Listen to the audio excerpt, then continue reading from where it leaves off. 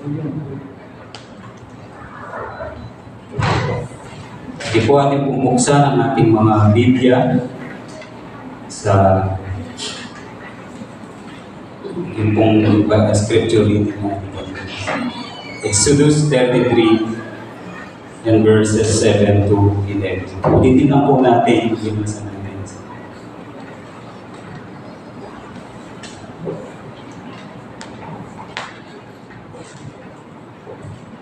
Sabi po, kinaugalian na ni Moses na dalhin ng tolda at itayo sa labas ng kampo na malayo sa kampo. Kanyang tinawag iyon na toldang tibanan. At bawat maghanap sa Panginoon ay lumalabas patungo sa toldang tibanan na nasa labas ng kampo. Kapag si Moises ay lumalabas patungo sa toldang tibanan, ang buong bayan ay tumatayo, bawat lalaki sa pintuan ng kanyang tolda at pinanonood si Moises hanggang sa makapasok siya sa tolda. At kapag si Moises ay pumapasok sa tolda, bumababa ang haliging ulap at tumitigil sa pintuan ng tolda. At ang Panginoon ay nakikipag-usap kay Moises. Kapag nakikita ng buong bayan na ang haliging ulap ay tumitigil sa pintuan ng tolda, ang buong bayan ay tumitindig at sumasamba, bawat isa sa pintuan ng kanyang tolda. Sa gayon, nagkikipag-usap ang Panginoon kay Moises ng mukha, gaya ng pagkikipag-usap ng isang tao sa kanyang kaibigan. Kapag siya'y bumabalik muli sa kampo, ang kanyang lingkod na si Josue, anak ni Nun, na may kabataan pa, ay hindi umaalis sa tolda. Tayo po'y manalangin. Panginoon, maraming salamat po sa oras na ito. Hinihiling po namin, Panginoon, ang paggabay ninyo sa amin, special sa akin, Panginoon, na maghahayag ng inyong mga salita. Buksan niyo ang bawat puso, Panginoon, at pag-iisip sa aming mga espiritual, Panginoon, na pag-iisip at puso. Dalangin po namin, Panginoon, kayo, Panginoon, ang magbigay ng kapaliwanagan, kapahayagan ng iyong mga banal na salita sa oras nito. Maraming salamat po sa pangalan po ng Panginoon Jesus. Amen. So, ang ating pong pag-uusapan ay patungkol po sa mga tagpo na pwede nating kapupulutan ng lesson sa bilang mga mananampalataya. And sa buhay po na ang buhay po na ating pag-aaralan ay walang iba kung hindi si Josue. Now, baka possible po na may tanong po natin sa bawat isa sa atin, bakit kailangan natin pag-aralan ng isang tao na nabuhay ng 100 years na nakalipas? Ano ba ang relevance nito sa ating buhay ngayon bilang mananampalataya? Well, ang sabi po ng Romans chapter 15 verse 4, sabi po, sundan nyo na lang po, sapagkat ang anumang mga bagay na isinulat noong una ay isinulat upang tayo ay matuto, upang sa pamamagitan ng pagtitiyaga at sa pagpapasigla ng mga kasulatan ay magkaroon tayo ng pag-asa. So, isinulat po ang mga bagay na ito, hindi aksidente na nabasa natin. O ano, kung ito man ay nangyari noong una pa yung Old Testament na tinatawag natin sa Biblia. Ito po ay, ano pong sabi, para tayo ay magkaroon ng, kumbaga, gabay, no, guidance sa mga salita na ating mababasa. At magkaroon tayo ng takot sa anumang ginagawa natin o gagawin natin para sa panghinaharap. Anong takot po yun? Yung reference, hindi po ang sinasabi ko po. Dahil isa tayong mananampalataya. Ngayon po sa araw na ito, pag-aaralan nga natin ang mga kaganapan na nangyari sa buhay po ni Josue, kung bakit siya ay isang matatawag natin na faithful servant. Ano ba ang lesson na mapupulot natin sa kanya? Makikita po natin doon sa ating binasa na si Josue ay isang katiwala, no? O servant o aide ni Moises. No, kapag po, kung babasahin pa po natin ng buong Exodus, makikita natin doon na siya at si Caleb, ang mga pumipili si Moses, no, ng mga mag-i-spy sa mga bayan na kanilang sasakupin. And then, isa po si Josue na pinagkakatiwalaan ni Moises para dito. And makikita natin doon, kabataan pa lang niya, napaka-responsible na niya sa kanyang paglilingkod, hindi lang po kay Moises, kundi sa Panginoon. Ano po ang una natin makikita sa kanya? The passion. The passion of Joshua. Kung mababasa natin kanina, sabi, sa gayon nangikipag-usap ang Panginoon, sa verse 11 po, sa ating binasa. Sa gayon nakikipag-usap ang Panginoon kay Moises ng mukha, gaya ng pakikipag-usap ng isang tao sa kanyang kaibigan. Kapag siya'y bumabalik uli sa kampo, ang kanyang lingkod na si Josue, anak ni Nun, na may kabataan pa, ay hindi umaalis sa tolda. Remember, ang purpose po ng tolda na ginawa ni Moises ay para makipag-meeting siya sa Panginoon.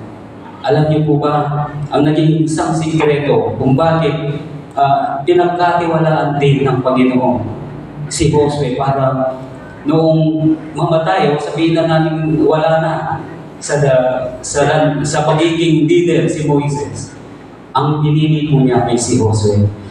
Yung pong nabasa natin, ako po, nagrela po sa akin yun, yung sinabi niya na may kabataan pa ay hindi umaalis sa tolda. Bakit po?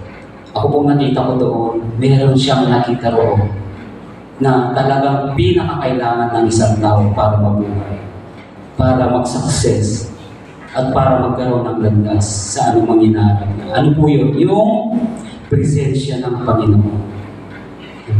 Akala po natin ganun lang, parang nagpaliwan lang, hindi. Nakita po niya kung gaano kapangyarihan ang isang leader o isang namumuno na may gabay ng Panginoon. At yun po ang ating makikita na una natin pwede kapulutan. Yung passion, alam niyo po, ang isang mananampalataya na gustong maglingkod sa Panginoon, hindi siya makakapaglingkod. Pwede siya maglingkod, pero kung ito po'y hati ang kanyang puso, hindi po siya wholehearted na maglilingkod sa Panginoon, napakabigat po na gagawin niya ang mga bagay para sa Panginoon. Bakit? Hati po ang kanyang puso. As a reminder po sa atin, no, hindi lang po ito for the sake na para magkaroon tayo ng ministry sa church, maging leader tayo sa church, hindi po. Tayo mismo, paano tayo magkakaroon ng passion sa puso, para sa Panginoon, magkakaroon tayo ng puso na may passion para sa Panginoon. Unang-una, nagpapabalik po tayo sa kanyang presensya. Paano po yun? Hindi naman natin nakikita presensya ng Panginoon. By faith, andito po ang kanyang mga salita. Kung gusto po natin siyang kausapin, ang kanyang mga salita ay mangungusap sa atin. Yun po ang sinamantala ni Joshua.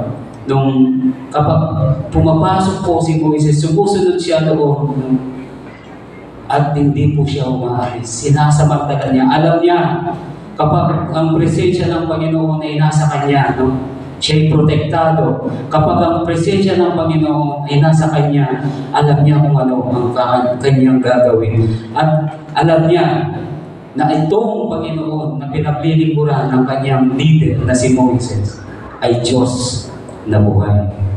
No? Magbibigay po tayo ng ilang mga passage patungkol po sa paano ba natin ito masasabi na may passion ng isang tao o mananampalataya. Buksan po natin ang ating mga Biblia sa Awit 63 verse 1. Awit 63 verse 1. Sabi po dito, O Diyos, Ikaw ay aking Diyos. hahanapin kita maaga, nauuhaw sa iyo ang aking kaluluwa. Ang aking laman sa iyo'y nananabig gaya ng isang tuyo at lupang uhaw na walang tubig. Ganun po ang isang mananampalataya na gustong magkaroon ng passion sa Panginoon. Unang-una po niyang ginagawa ay lagi siyang nauuhaw sa presensya ng Panginoon. Lagi niyang hinahanap ang presensya ng Panginoon. Lagi siyang nagbababa sa mga salita ng Panginoon.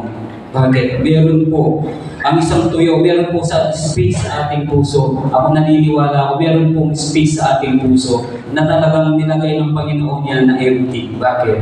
Dahil siya lang ang makakapagpuno niya. Naniniwala po ba tayo?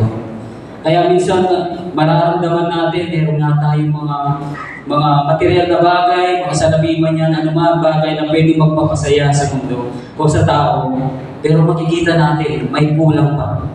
Bakit? Ang Panginoon lang po ang makakapagpuno niya. O paano po natin yan mararanasan kapag palagi po na tayong nagbababa sa presensya ng Panginoon. And I repeat, sa generation natin ngayon, sabi ko nga po, di natin nakikita ang Panginoon. Pero sa pamamagitan po ng pananampalataya natin at sa pagbababa sa kanyang mga salita, dinidirect po tayo ng Panginoon at nararanasan po natin ang kanyang presensya sa pamamagitan po ng kanyang banal na Espiritu, banal na Espiritu ng Panginoon. So yun po makikita natin, no? And meron po 27:4 ng awit. Sabi po niya, ni Haring David doon, isang bagay ang hinihingi ko sa Panginoon na aking hahanapin, na ako'y makapanirahan sa bahay ng Panginoon. Ganun po, yung kasabikan po din ilang eka kontento, ang ganda sabi namin ng takatong kapatid magpatutulong. Eko po kontento na migisi kung marano na yung may natin. Eko po kontento, migisi kung marano na yung may masang salita ng Panginoon. Eko po kontento, ang ganda yung bigbabad, yung presensya ng salita ng Panginoon. Ano po ito? Yan po ay isang sign na talagang meron kang passion, meron kang kasabikan, no? Sa salita o sa presensya ng Panginoon. And nakita po natin ito, makikita po natin ito sa buhay ni Josue. And bakit po kaya? Kasi naranasan po niya ang kapangyarihan ng Panginoon.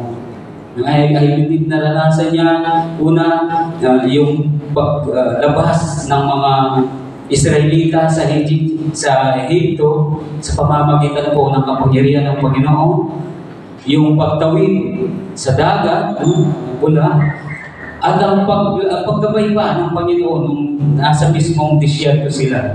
Alam niyo po, hindi po madali ang ginawa ni Moises. At yun po ay nakita ni Josue. Meron pong parte doon, kung babasahin po natin ng Exodus, no? O Numbers, lahat po ng mga kung pangyayari patungkol doon nung nasa disyerto ang mga Israelite na nililid sila ni Moses. Ang dami pong reklamo na nakita o naranasan ni Moises. Andyan po yun na muntik na siyang batuhin hanggang mamatay dahil po sa sobrang reklamo. Ito rin ay, ano pong ginawa ni Moises? Iniyak po niya sa Panginoon. No? Ang mga bagay nito ay iniyak niya.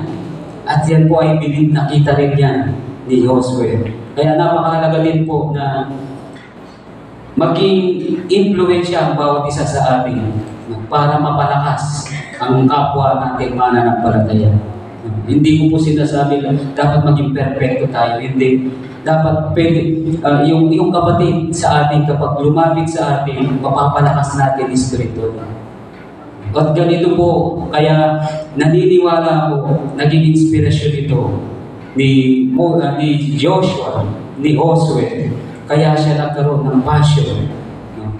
At unang-una niya nakita, hindi lang po si Moises, kundi yung paano kumilos ang Panginoon.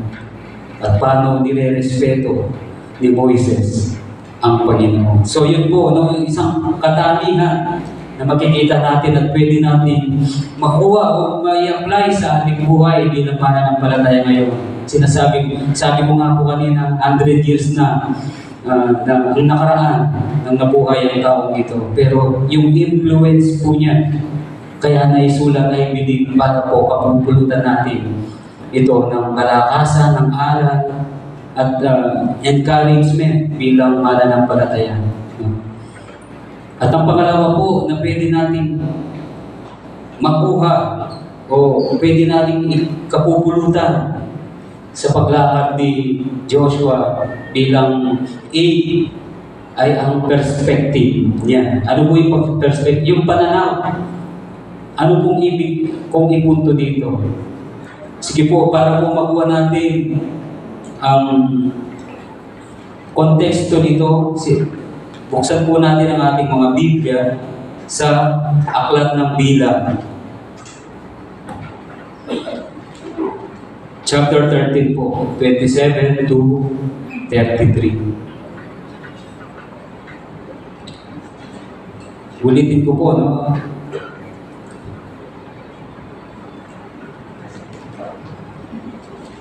Chapter 13 po, ng Bilang, verse 27 to 33.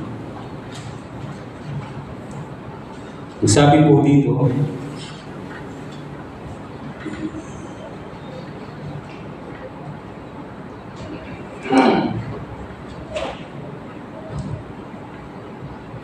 kanilang sinabi sa kanya, kami ay dumating sa lupain iyon na kung saan ay sinubo mo kami, at tunay na iyon ay dinadaluyan ng gatas at pulot, at ito ang bunga niyon. Gayunman, ang mga tao na tumitira sa lupain iyon ay malalakas, at ang mga bayan ay may pader at napakalaki, at saka aming nakita roon ng mga anak ni Anak.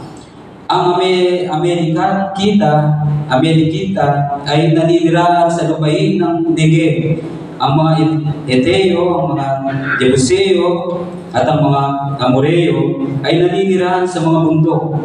Ang mga Kananeo ay naninirahan sa tabi ng dagat at sa mga pampang ng Jordan. Ngunit pinatahimik ni Caleb ang bayan sa harapan ni Moises at sinabi, ating akyatin agad at sakupin sapagkat kayang-kaya nating lubigin iyon. Ngunit sinabi ng mga lalaking umakyat na kasama niya, hindi tayo makakaakyat laban sa mga tao iyon sapagkat sila'y malalakas kaysa sa atin. Kaya sila'y nagdala ng masamang balita tungkol sa lupain kanilang siniyasat sa mga anak ni Israel na sinasabi, ang lupain na aming pinaroroonan upang lihim na siyasatin ay isang lupain na nilalamon ang mga naninirahan doon, at lahat ng tao na aming nakita roon ay malalaking tao, at nakita namin doon ang mga Nephilim, ang mga anak ni Anak na mula sa mga Nephilim, at kami sa aming sariling paningin ay naging parang mga tipaklo, at gayon din kami sa kanilang tingin. And 14 po, verse 9, sabi po dito, huwag lamang kayong magimagsik laban sa Panginoon, di matakot sa mga tao. Chapter 14 po, mag-jump po tayo. Chapter 14, verse 9. Huwag lamang kayong magimagsik laban sa Panginoon, di matakot sa mga tao na lupain iyon, sapagkat sila'y para lamang tinapay sa amin. Ang kanyang kalinga ay inalis sa kanila, at ang Panginoon ay kasama natin, huwag kayong matakot sa kanila. So ito po ang naging tugon ni Caleb at ni Josue sa mga balita. Ganito po yan. Sabay-sabay po silang nag-spy. Kasama po yung 10, si Caleb at si Joshua. Ano po yung ni-report nila? Kung papakinggan natin, nabasa natin, parang bad news. No? Kasi bakit? Lulusog lang po dapat. Pero bayo na lumusog pa spy pa po yung lugar. Nakita po ng mga spy na to, sa kanilang human perspective, hindi nila kaya ang mga tao na yun. Kasi higante, malalaki. No? Parang ano ba yung naging resulta? Parang nagkaroon ng takot ang mga Israelites. Pero iba po ang pananaw o yung perspective na pinag-uusapan natin. Iba po ang pananaw na meron si Joshua at si Caleb. Iba po ang kanilang paningin ay nakita nga nila parehas na higante ang mga ito. Pero hindi sila ang dinipugtiga, kundi ang Panginoon. Nakuha niyo po? Hindi ko po alam kung ano pong naranasan ng bawat isa sa atin. Pero kung titignan po natin ito in our human perspective, di ba, madalas manghihina ka, no? Matatalo ka, manlulupay-pay ka. Pero kapag tinignan po natin ito spiritually and in God's perspective, naniniwala po ako, kagaya po ng pagtalo ni Haring David sa higante, si Goliath, ibibigay po ng Panginoon sa atin ang mga sasabihin natin giant in our lives. Especially, yung pong lakas na binibigay sa atin bilang mananampalataya ng Panginoon ay una na magkaroon tayo ng lakas para paglabanan ang mga bagay na pwede natin, pwedeng tayo magkasama. Sa ganitong kaparaanan po, nakita natin dahil kilala po ni Josue ang Panginoon, iba ang kanyang perspective, iba ang kanyang pananaw.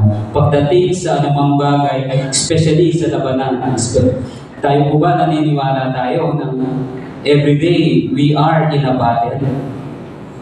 As a Christian, ang dami po yan, no? Mga tukso, no? Pwede po sa pamilya, pwede sa mga kaibigan, o sa anumang bagay na pwede tayo pwedeng gawin, no, gamitin ng diablo para tayo ay magkasala. Pero wag po tayong manghina, wag po tayong maglupay-pay. Ulitin ko po, kagaya ng sabi ni Josue dito, kasama nila ang Diyos at ang Diyos ang lalaban para sa kanila. Ganun din po tayo. Ano po ang dapat lang natin gawin? Magtiwala po tayo and mag-stand po tayo na tayo ay tunay na mananampalataya. Tayo ay iniligtas na, tayo ay iniba. No? Tayo po ay binihisan na ng Panginoon sa ating mga nakaraan, sa ating mga kasalanan. So, yun po ay isang inspirasyon din, isa pong pampalakas sa ating bilang mananampalataya na hindi na tayo dapat yung ating personal na desire ang hindi na dapat mangibabaw, kundi kung ano man yung kalooban sa atin ng Diyos. At ang kalooban po ng Diyos kay Josue at sa mga Israelite, mapapanalunan po nila ang mga higante nito. Di ba, ulitin ko po yung kanina, di ba, yung mga Israelite sa panahon po ni Goliath, araw-gabi, tinatakot po sila, hinahamak nila ang mga Israelite, hinahamak din nila, hinahamak din ni Goliath, pati ang Diyos ng Israelite. Pero may isang tao na ginamit ang Diyos, na iba din ang kanyang perspective pagdating sa labanan.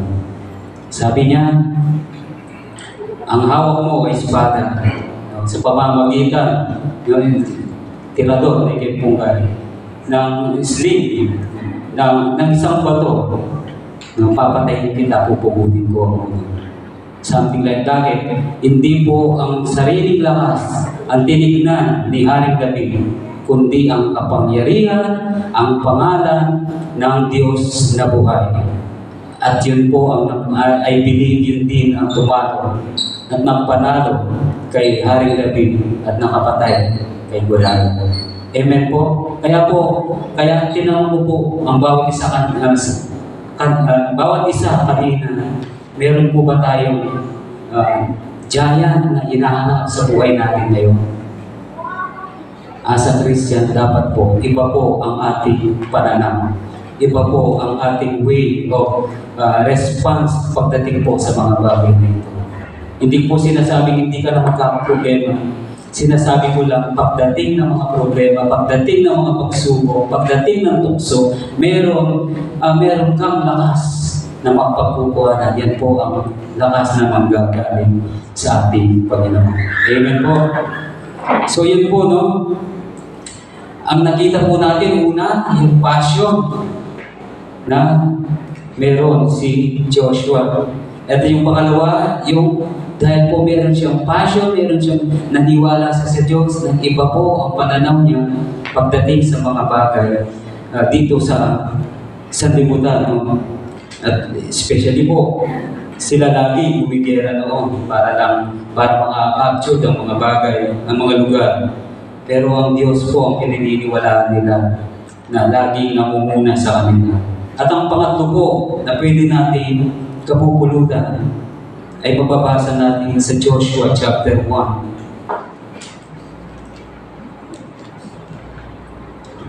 Umpisan ko po, umpisan kay sa verse 5. Sabi po niya doon, walang sinumang tao, sa Josue po, walang sinumang tao ang magtatagumpay laban sa iyo sa lahat ng mga araw ng iyong buhay. Kung paano ako'y nakasama ni Moses, ako'y makakasama mo rin. Hindi kita iiwan, hindi pababayaan man. Magpalakas ka at magpakatapang na mabuti sapagkat ipapamana mo sa bayang ito ang lupain na aking ipinangakong ibibigay sa kanilang mga ninuno. Magpakalakas ka lamang at magpakatapang na mabuti. Gawin mo ang ayon sa lahat ng kautosang inuutos sa iyo ni Moses na aking lingkod. Huwag kang liliko sa kanan o sa kaliwa upang ikaw ay maging magtagumpay sa agkaman pumunta. And verse 8 po, ang aklat na ito ng kautosan ay huwag mong aalisin sa iyong bibig, kundi ito ay iyong pagbulay-bulayan araw at gabi, upang iyong masunod ang ayon sa lahat ng nakasulat dito, sapagkat kung magkagayoy, iyong pagkikinhawain ang iyong lakad at magtatamo ka ng tagumpay. Sino po ang nagbigay ng preparation sa kanya, ng susi para sa success? Ang Diyos po mismo. Sa isang bayan po, sa isang lugar, o sa isang, sabihin na natin, merong namumuno tapos biglang namatay ito. Ano pong nangyari? Di ba nagkakagulo ang bayan?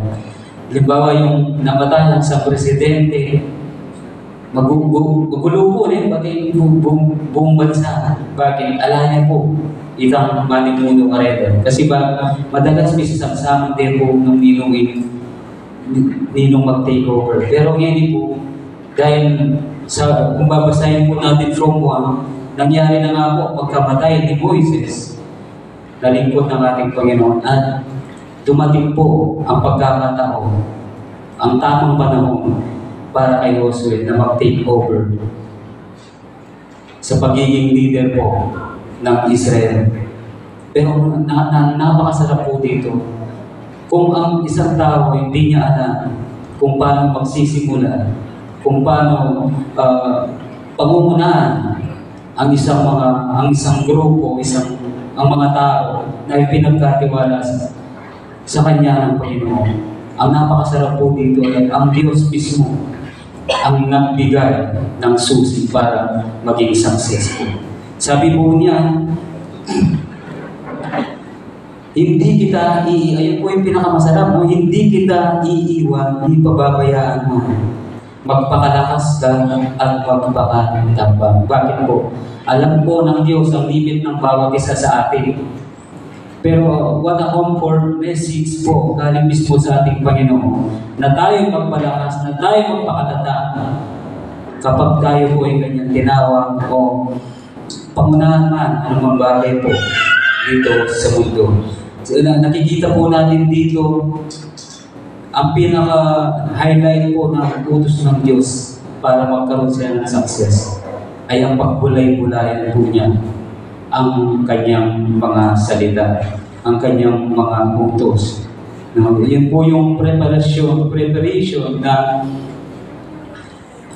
kanyang ginawa. Alam po ng Diyos ang limit, ang alam po ng Diyos yung pasimula at ang katapusan. No? Siya po, kung babasahin po natin yung Isaiah 4:16, ang sabi po doon, declaring the end from the beginning and from the ancient times, the things that are not yet done, saying, my counsel shall stand, and I will do all my pleasure. Ang Panginoon po alam niyo kung ano ang mangyayari at kung ano ang tatahagi ni Josue.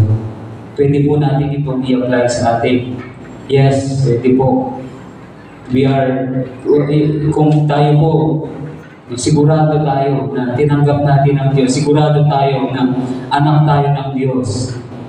Lahat po ng mga pangako ng Diyos ay pwede po natin may apply sa ating buhay. Pangawa, po. Siyempre, sa kanyang oras, sa lahat ng ating mga dinadalangin, sa kanyang tamang oras, ibibigay niyo po ito.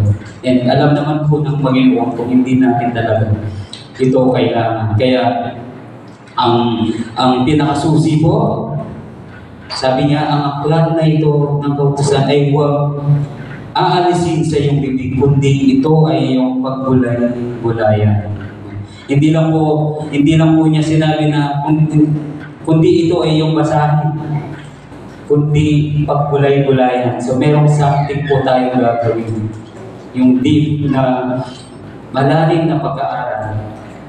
Huwag po kayo mag-alala, dyan po ang banal na spirito para po tayong gabayan.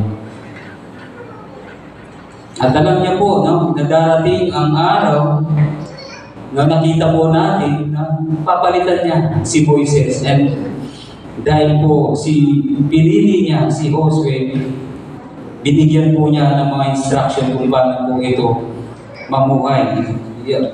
Kaya po tayo bilang mananampalataya, inuutusan, no? Isa rin po tayo sa inuutusan ng Panginoon, magbaba sa kanyang mga salita.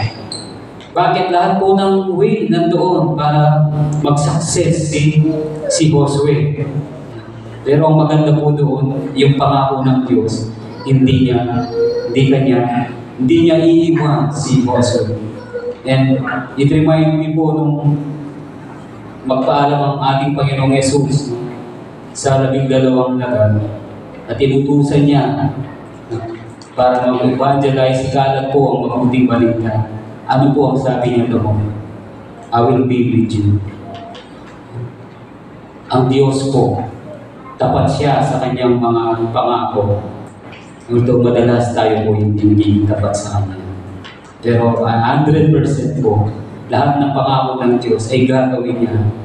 Walang isa sa pangako ng Diyos na hindi niya tutuparin. And wag po natin i-mindset ang ating sarili. Ito ay for the sake of material things. Ang pinaka-the best po na ginawa ng Diyos sa atin, na pangako niya, ay yung pong binigay niya ang kanyang bugtungan para tayo iligtas. Amen po. Yun pong pinaka-pressure na ginawa sa atin ng Diyos. And sa buhay po ni Josue, napakahalaga na bilang leader, ay magkaroon siya ng guidance. Ang pinaka-bonus pa po doon ay ang Diyos mismo ang kanyang guidance, ang kanyang gabay sa pangunguna po. And lastly po, oras na rin po, gusto ko pong buksan natin ang ating mga Biblia sa Josue 24:25. Alas naman po. 24:25.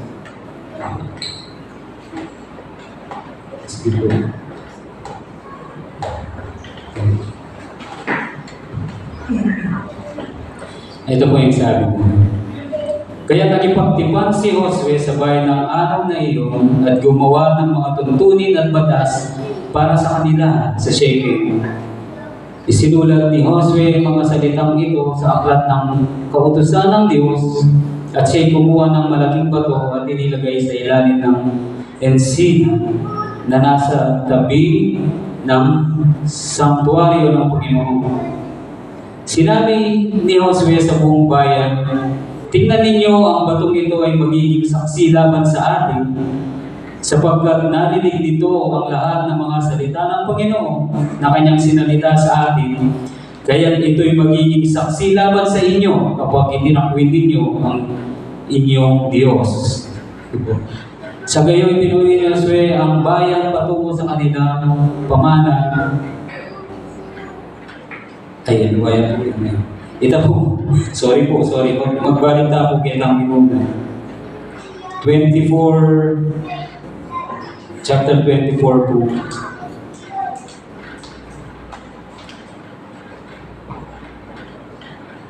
Yan, sige po.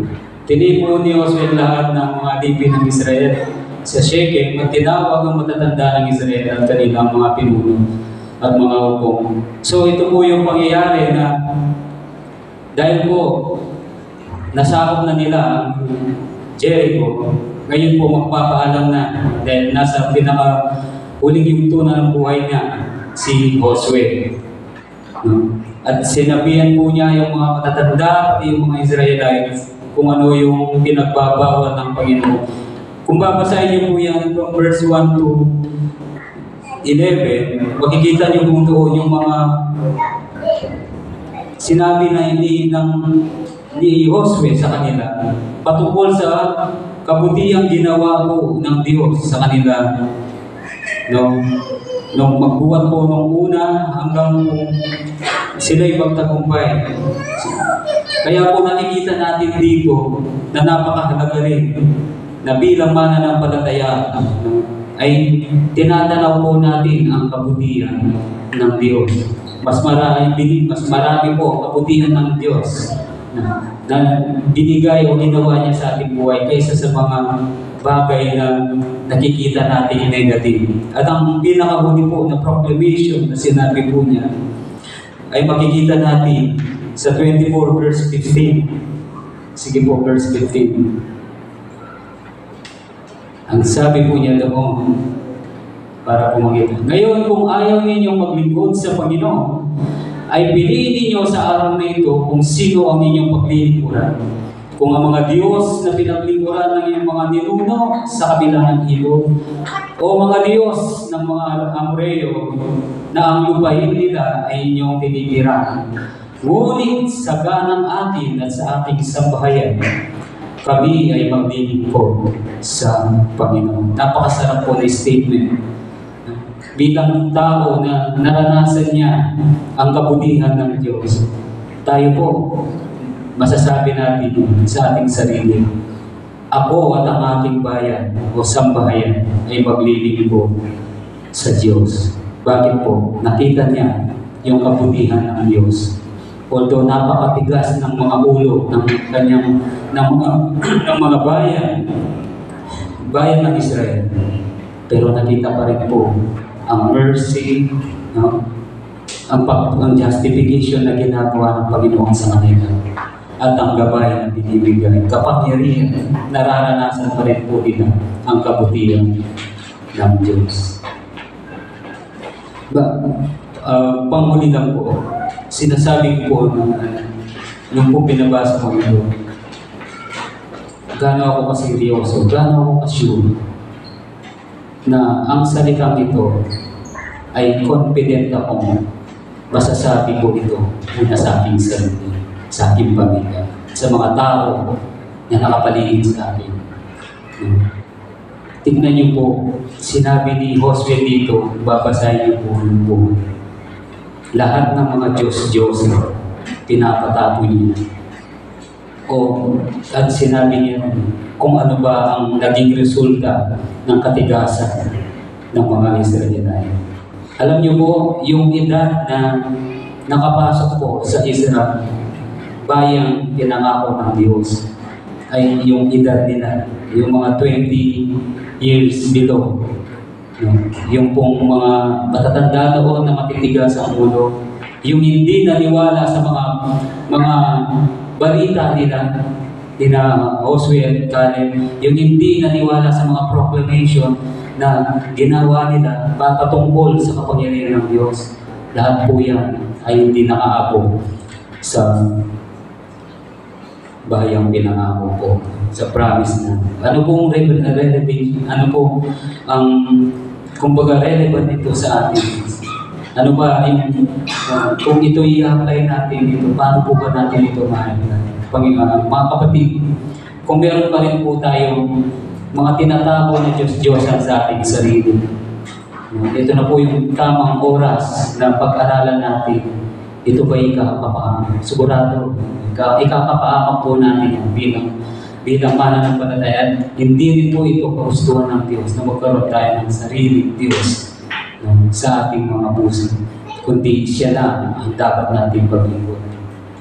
Kaya po, sabi po ng 1 Peter chapter 4, 1 Peter chapter 4, chapter 4 verse 11 po, sige. Sino mang nagsasalita ay gawin iyon ng tulad na nagsasalita ng mga aral ng Diyos. Sino mang naglilingkod ay tulad na naglilingkod mula sa kalakasang ibinibigay ng Diyos, upang ang Diyos ay maluwalhati sa lahat ng mga bagay sa pamamagitan ni Hesus Kristo. Sa Kanya ang kalwalhatian at ang kapangyarihan magpakailanman. Amen. Kaya sabi, isa lang po ang pinupunto ng salitang ito. Tayo po'y magpakatotoo para sa Panginoon. Bakit? To glorify God. To glorify God. Dahil po, sinasabi natin tayo mga Kristiyano, dapat maparangalan po ang Ama sa pamamagitan ng Kanyang anak sa ating buhay.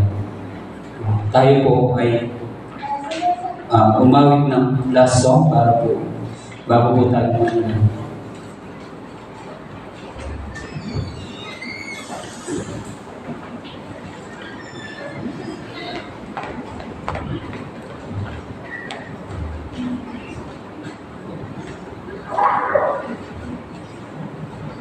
Tayo po'y tumayo para po sa ating last.